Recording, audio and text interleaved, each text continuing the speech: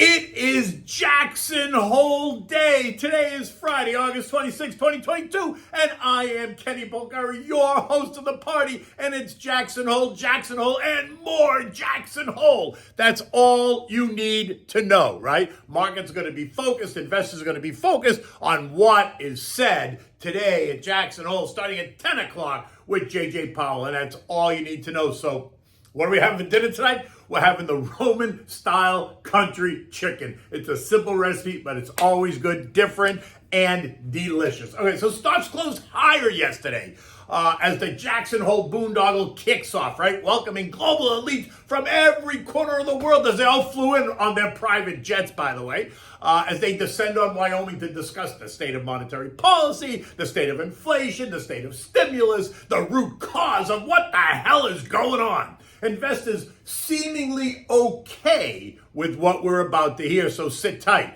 because it's coming and it's going to be a very interesting day. Lots of dissection and digestion and what did he say and what did he mean and read between the lines.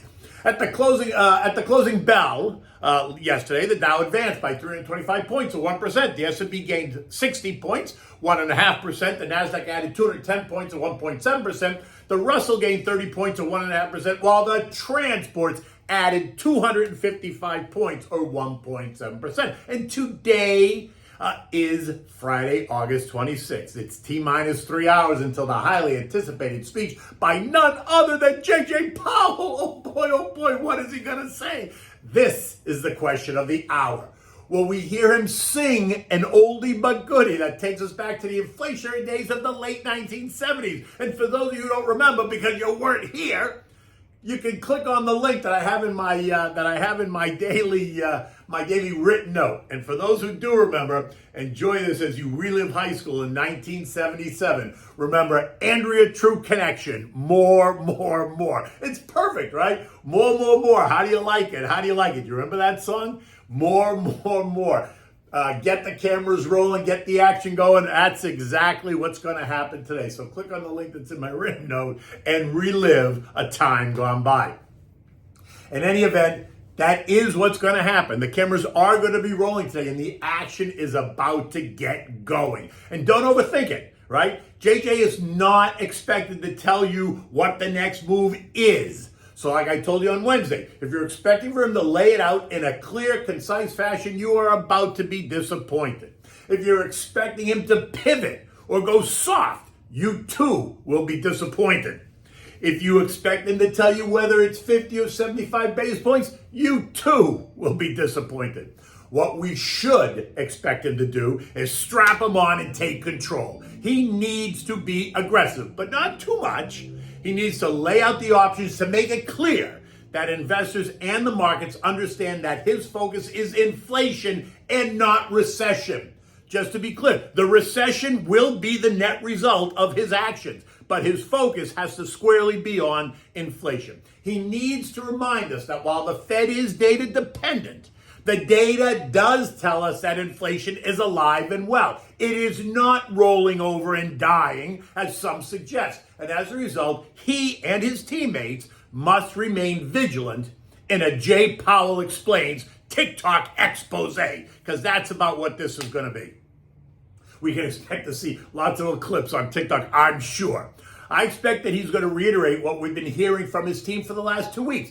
Every one of them singing the same song, right? More. And so I'm in the camp that unless the PCE deflator, which is due out today ahead of his speech, and the CPI and PPI due out in the next 2 weeks, ahead of the next FOMC meeting, unless they completely collapse, and I mean completely collapse, then I don't see how he can do anything other than move the needle by 75 basis points. Inflation is running at 8.5%, and that was after oil declined by 25%. But oil is now advancing once again. It is up 11% in the last week. And while it will not show up most likely in the September report, most likely it won't, it will show up in the October report. So going soft in September would be a mistake. But hey, the Fed's been making mistakes for a while now. In fact, they made a mistake back in the spring of 21 when inflation blasted through 2%, going from 1.6 to 3% in 1 month, telling us it was nothing to worry about, that it was transitory. Yeah, how'd that work out? So calls for year-end Fed fund rates of 4% to 4.25% demand an aggressive move in September. Otherwise, you're not going to make it. Capiche? I mean, yeah, just do the math. Now, he needs to confirm that he is prepared to use all the firepower at his disposal to snuff out the transitory inflation condition that we have. He then must reiterate that any idea that we're going to see a rate cut in the spring of 2023 is nothing but a pipe dream. He must lay out the idea that he has a path forward and a pace for future rate increases. He must acknowledge that inflation is too damn high and that he has a plan to fix it. If he can do that without wavering, without caving to the temper tantrum that may likely result, then I think he's done the right thing, right? If he shows any signs of weakness or nervousness, I think they're going to eat him alive. In any event, no matter what he says, stocks are still a place to be in the long run, right? What you need to do now is focus. Focus on what you own, why you own it, how that portfolio is expected to perform in this inflationary rising rate environment. The other part of this is knowing who you are, where you are on the risk scale, and where you are in the life cycle, right? The life cycle part of this is a key component because a 30-year-old has a very different view than a 60-year-old. So no need to overthink it. Make a plan and execute it. That's the key. Whatever the plan is, make it and execute it and stick to it. Eco data today includes the Fed's favorite inflation gauge, the PCE deflator, and that is expected to come in at up 6.4% year over year. And while the month over month part is expected to be zero, just like the CPI was, do not get dragged into that, oh, the inflation is dying fight. It is not. Not yet.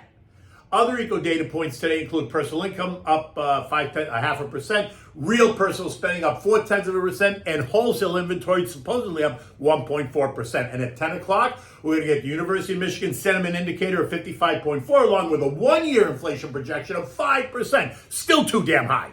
And then the 5 to 10-year estimates of inflation at 3%. Again, you know how I feel about that. 5 to 10-year estimates, I think they're useless. But that's me. You do you.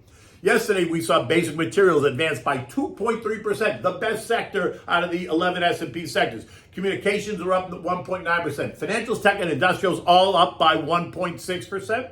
Consumer discretionary and healthcare were up by 1.1%. Energy, consumer staples, and utilities rising less than 1%, up about 0.7%. The value trade, the SPYV, gained 1.1%, leaving it down 5% on the year. While the growth trade, the SPYG, gained 1.6%, but that's down 17% on the year. The semiconductors, the stocks, advanced by 3.7%. NVIDIA surging by 4% even after they warned ahead of their third quarter earnings report not due until November.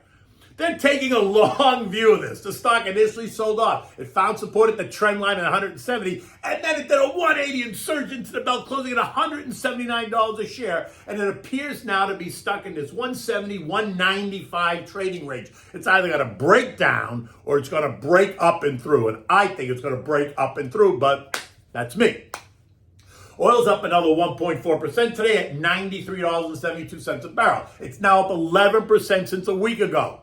Yesterday, it kissed resistance at 95. It backed off to close at 92.5, and today it's up again as it builds a base to continue its advance. Gold is holding its own at $1,760 an ounce. U.S. futures this morning at 6 a.m. are down. Dow futures down 100, S&P's down 18, the Nasdaq down 75, the Russell's down by 10. You should not be surprised based on what happened yesterday. A buy the rumor, sell the news event might be what happens, right? European stocks are all lower. Not a disaster, but they're lower. The German sentiment for September is due out along with consumer confidence for France and Italy. In the UK and across Europe, electricity prices are skyrocketing, only adding to the deepening cost of living crisis, along with surging inflation. At 7 o'clock this morning, European markets were all down about 0.4%.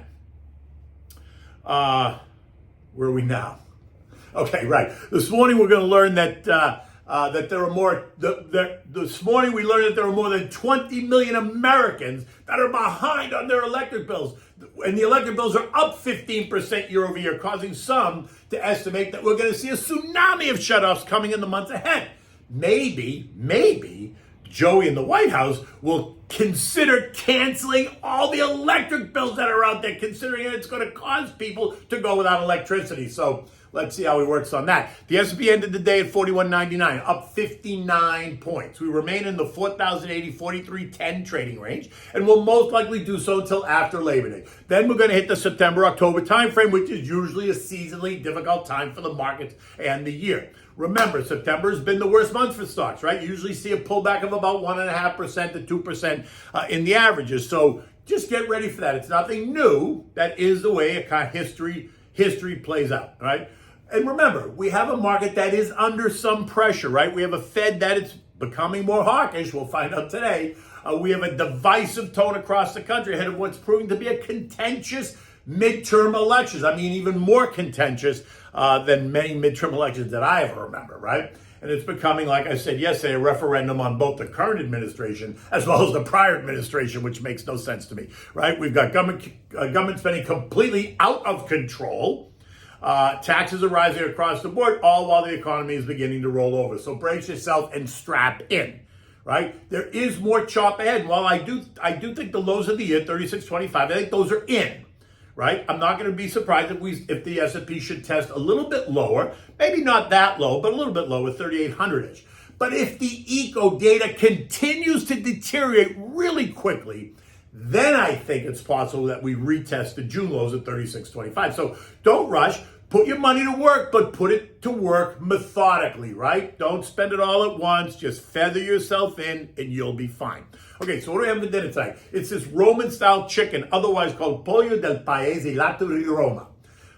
Paese Lato di Roma means the countryside of Rome, and here is where we get today's recipe, right? The meal is hearty, it's voluptuous, it's aromatic, it's a taste-tantalizing sensation. The Italian countryside is renowned for its unique artistic heritage, its beautiful mountains, villages, people, and landscapes, and the meal comes from this heartland. So for this, you're going to need chicken breasts and thighs on the bone. You want salt and pepper, olive oil, red, green, and yellow bell peppers. You need prosciutto, garlic.